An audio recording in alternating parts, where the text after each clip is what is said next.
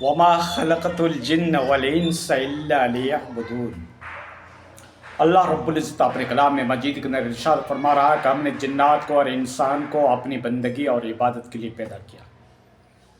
دو مخلوق ایسی ہے جو شریعت کی مکلف ہے، رسپانسبل ہے، جواب دہ ہے۔ کل قیامت کے دن ان کو اپنے اعمال، اپنے کرتوت، اپنے فعل، اپنی ایکٹیویٹی کے بارے میں پوچھا جائے گا۔ اللہ رب العزت پوچھے گا جوانی کہاں پہ صرف کی، بوڑھاپا کہاں پہ صرف کیا، مال کہاں پہ صرف کیا، علم کہاں پہ صرف کیا، نالج کہاں پہ صرف کیا، صحت کہاں پہ صرف کی۔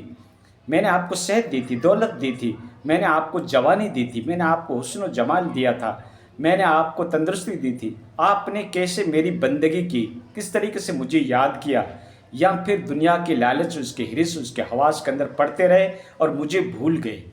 تو دو مخلوق ایسی ہے، اور ویسے جدید سائنس کہتی ہے تحقیق کے مطابق 2 لاکھ سے اوپر مخلوقات ہے جس کے اندر سانس اور جیو ہے۔ 2 لاکھ سے اوپر کیٹیگری ہے، لیکن انسان اس میں سے اشرف المخلوقات ہے، امپورٹنٹ ہے، جس کی غلامی جنات بھی کرتے ہیں، جس کے کہنا فرشتے بھی مانتے ہیں۔ جنگوں کے اندر صحابہ کرام کی فرشتوں نے مدد کی، انسان جنات کو تسخیر کر لیتا ہے، مسخر کر لیتا ہے، اپنے قبضے میں کر لیتا ہے۔ تو انسان کو اللہ تعالیٰ نے سب مخلوقات میں سے امپورٹنٹ بنایا، اور یعنی عظیم الشان، عظیم المرتبت، بڑے مقام والا، بڑے اسٹیٹس والا انسان کو بنایا اللہ رب العزت نے۔ تو جس طریقے سے انسان کے اندر الگ الگ کیٹیگری ہے، مختلف نوعیت ہے، مختلف اقسام ہے، مختلف اس کی قسمیں ہیں، کیٹیگری ہے، تو اس طریقے سے جنات کے اندر بھی مختلف قسم کی کیٹیگری ہے۔ جنات بھی مختلف قسم کے، ایک وہ جنات ہیں جو ہوا میں اڑتے ہیں، شرکش شیاطین ہوتے ہیں، پہلے آسمان تک پہنچ جاتے ہیں فرشتوں کی گفتگو سننے کے لیے۔ اس طریقے کی بھی جنات اور شرکش شیاطین ہیں، اور کچھ جنات جو ہیں وہ سمندروں میں رہتے ہیں، تلاؤ میں رہتے ہیں، درختوں کے اوپر رہتے ہیں، سننے مکانوں میں رہتے ہیں۔ اور جنات کی مخلوقات کتابوں میں لکھا ہے اتنی ہے کہ اگر آسمان سے کوئی سوئی بھی گرو تو کسی جنات کے سر پہ پڑے گی۔ تو اتنے جنات ہیں، ہوا میں بھی اڑتے ہیں، اور اللہ تعالیٰ نے اس کو بہت ساری قوت، بہت ساری طاقت دے رکھی ہے۔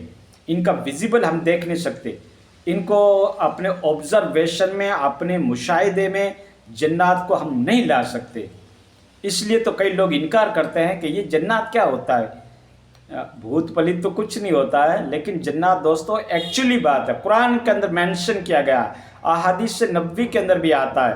جو مومن ہے اس کو تو ایکسیپٹ کرنا ہی پڑے گا، نہیں تو اس کا ایمان ہی نہیں ہے۔ اور دیگر جو لوگ ہیں ان کے ایکسپیریمنٹ میں بھی تو آتا ہے نا، ہمارے پاس کتنے لوگ آتے ہیں اور ہم اسی چیز کا علاج کرتے ہیں۔ اللہ تعالیٰ نے ایک اپنی توفیق دے رکھی ہے، رب کی توفیق سے، اس کی نصرت سے، اس کی مدد سے یہ کام کرتے ہیں، ورنہ جنات کتنا بڑا خطرناک ہوتا ہے۔ ایک جن کو کنواں کھودنے میں 5 منٹ لگتا ہے، اور جنات کئی کوسوں کا سفر منٹوں میں کر لیتا ہے۔ تو جنات کو مسخر کرنا، اس کو نکالنا بڑا ہی امپاسبل اور کٹھن ہوتا ہے، لیکن قرآن کی وہ طاقت ہے۔ اللہ رب العزت نے کہا اگر میں کلام پاک کو پہاڑ کے اوپر اتارتا تو پہاڑ بھی ہلنے لگ جاتا۔ میں نے اشرف المخلوقات انسان کو یہ کلام پاک دیا ہے، تو قرآن کے اندر طاقت ہے۔ جنات قرآن کے آگے سلنڈر بن جاتا، عملیات ہو، اوراد اور وظائف ہو، موکلات ہو، اور جو جنات کو مسخر کرنے کے عمل ہیں، اگر وہ آپ کے پاس ہیں تو آپ جنات جیسی طاقت کے اوپر بھی کنٹرول پا سکتے ہیں۔ ٹھیک ہے، وہ قرآن کے عملیات ہونے چاہیے۔ پاک اور پویتر ودیا کے تھرو ان چیزوں کا سولیوشن ہو سکتا ہے، سمادھان ہو سکتا ہے، توڑ ہو سکتا ہے۔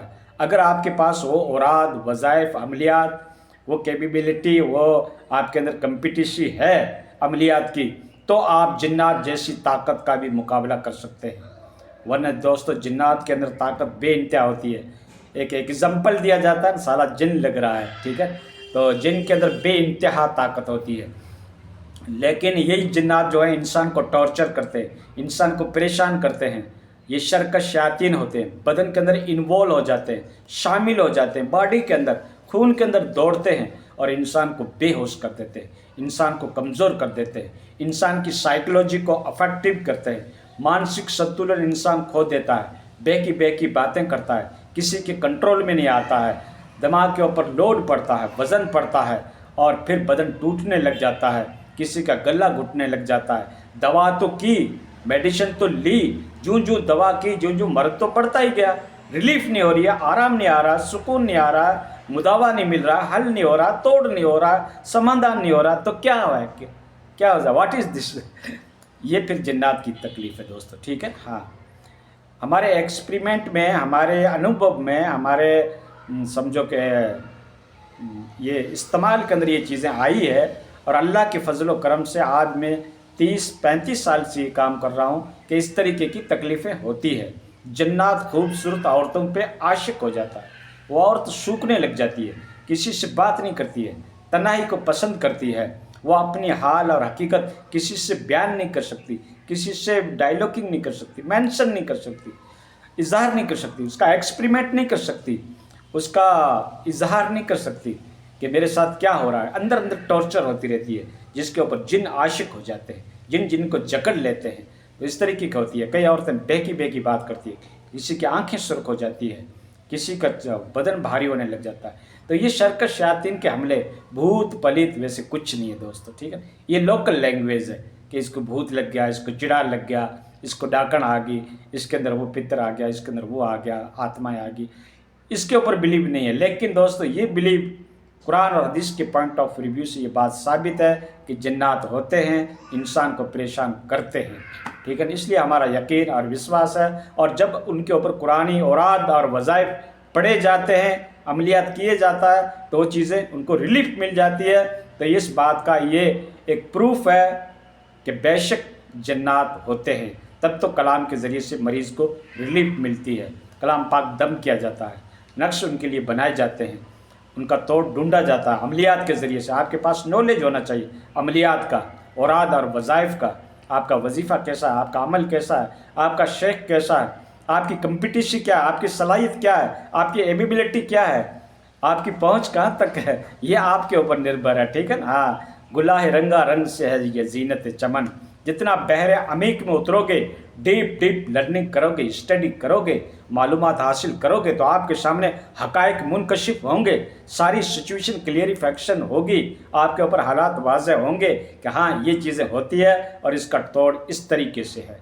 तो वो अमल, वो काबिलियत, वो पाकीज़गी, वो रूहानियत, वो इंटरनल पावर, वो अंदरूनी शक्ति आपके पास होनी चाहिए, ठीक है। दावा करने से कुछ नहीं होता, बड़ा गेटअप बनाने से, बड़ी दाढ़ी बढ़ाने से, बड़ा साफ़ा बांधने से, बड़ा हुलिया बनाने से और इस तरीके के लंबे कुर्ते और ऊंचा पाजामा पहनने से कुछ नहीं होता दोस्तों।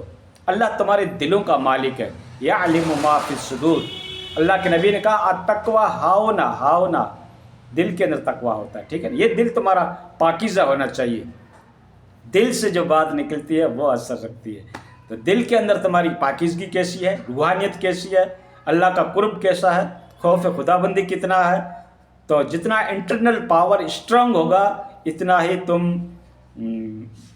जो उस केस को फाइट कर पाओगे, उस मसले को आप हल कर पाओगे। कॉम्प्लिकेटेड मसला हो उसको भी आप हल कर पाओगे अगर आपके पास रूहानियत है तो, ठीक है दोस्तों। अगर इस किस्म की तकलीफ़ आपके रिश्तेदार में है, आपके मिलने जुलने वालों के यहाँ है, तो ज़रूर हमसे रब्ता करें, इस नाचीज़ से, गुनहगार और आसी से।